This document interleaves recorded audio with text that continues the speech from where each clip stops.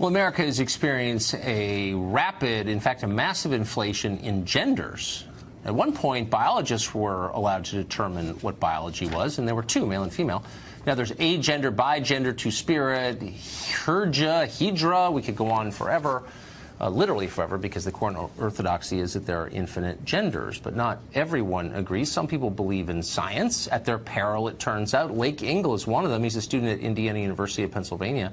In a religion class, a class about Christianity, he stated his belief that there are two genders because, again, that's biology. And for that, he was told he had to apologize in front of the class, stand silently while they critiqued him. Re-education camp stuff. Lake Engel joins us tonight. Lake, thanks for coming up. Thanks for having me, Tucker. So I don't know if I was mischaracterizing that. You had this professor called Allison Downey who was so threatened because you disagreed with her that she tried to get you to sign some form apologizing for your unorthodox, non-allowed thoughts. And then what happened? Right, yeah, she asked that I would sign a document complying with her asking me to apologize to the class as well as giving her a written apology. She asked that I would stand in front of the class in silence as I apologized, and then they would give any comments on my outbursts. Did she say what specifically she was so offended by?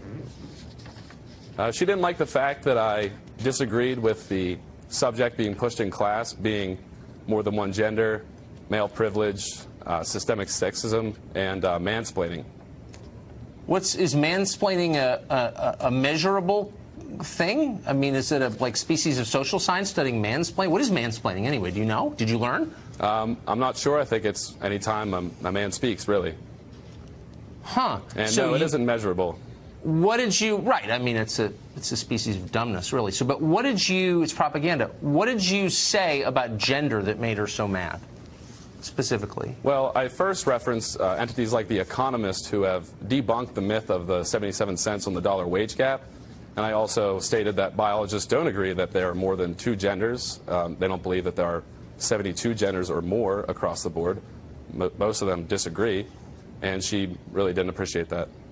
So by citing the longstanding view of biologists, the hard scientists, Allison Downey, who supposedly, you say she's a professor, tried to get you to stand in front of the class and take abuse. Did you do that?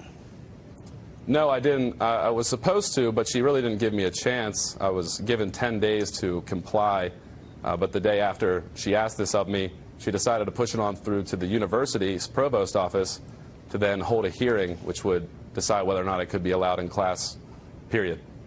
Why do you go to this school? Or why does anybody go to this school or any other school? I mean, what are you getting out of this exactly? Well, I initially went for athletics my freshman year, but that's a long-gone dream now. I'm pretty much just stuck here.